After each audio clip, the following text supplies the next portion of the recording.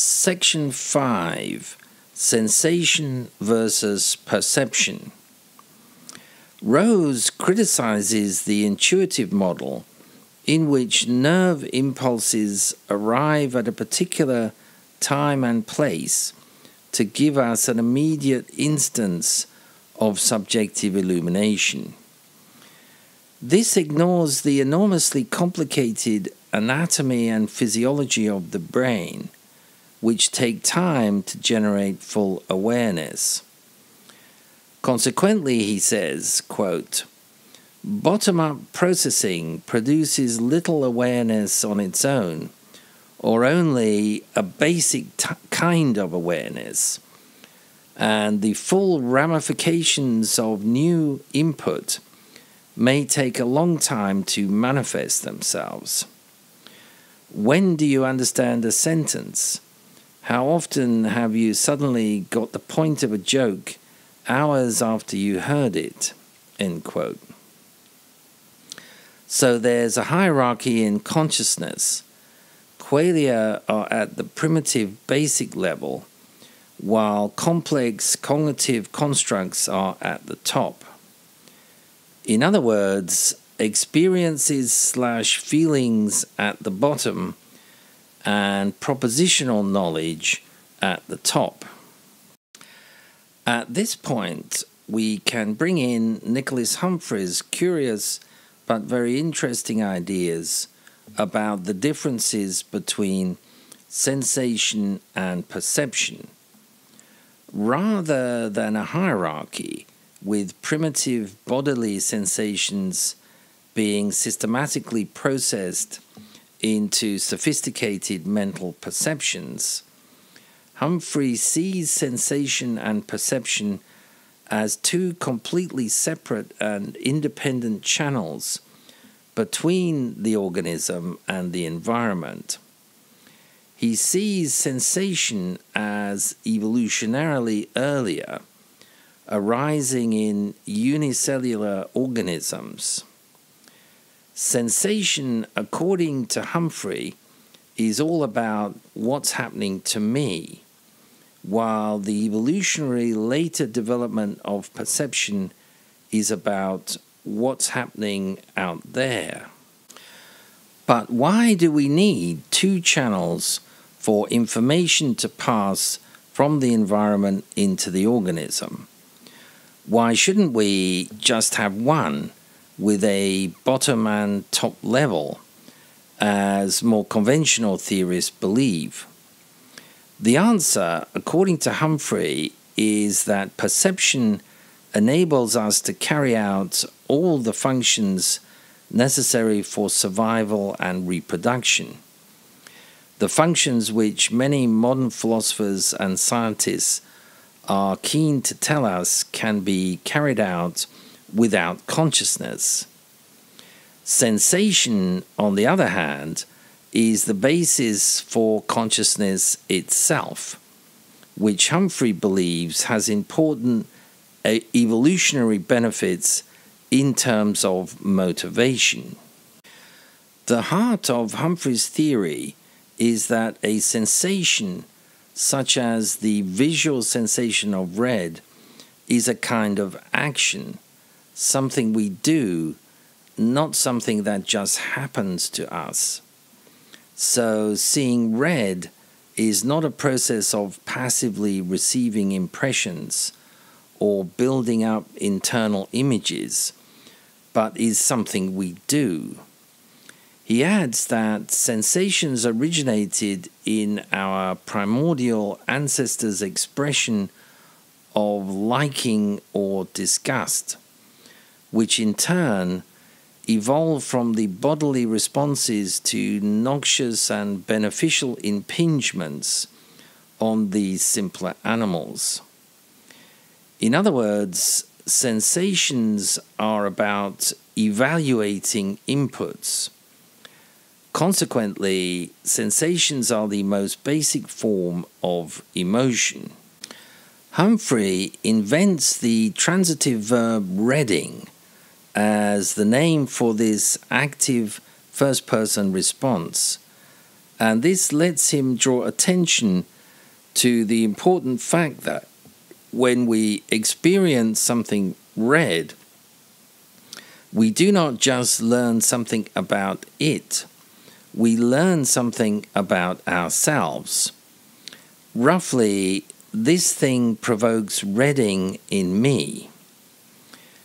Putting sensation on the production side of the mind rather than the reception side has, Humphrey argues, some quite unexpected and exciting implications.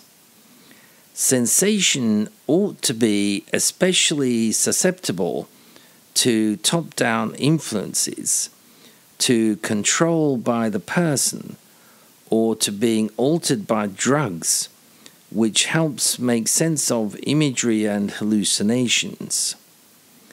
In addition, the active nature of vision might help one person simulate the mental states of another, so allowing for empathy and mind reading.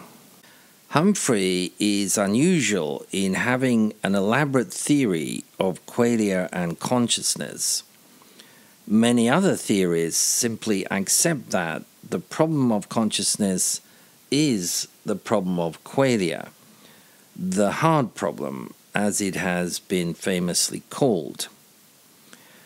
What they mean by this is that many of the other phenomena associated with consciousness, apart from qualia, can potentially be explained within the current scientific paradigm.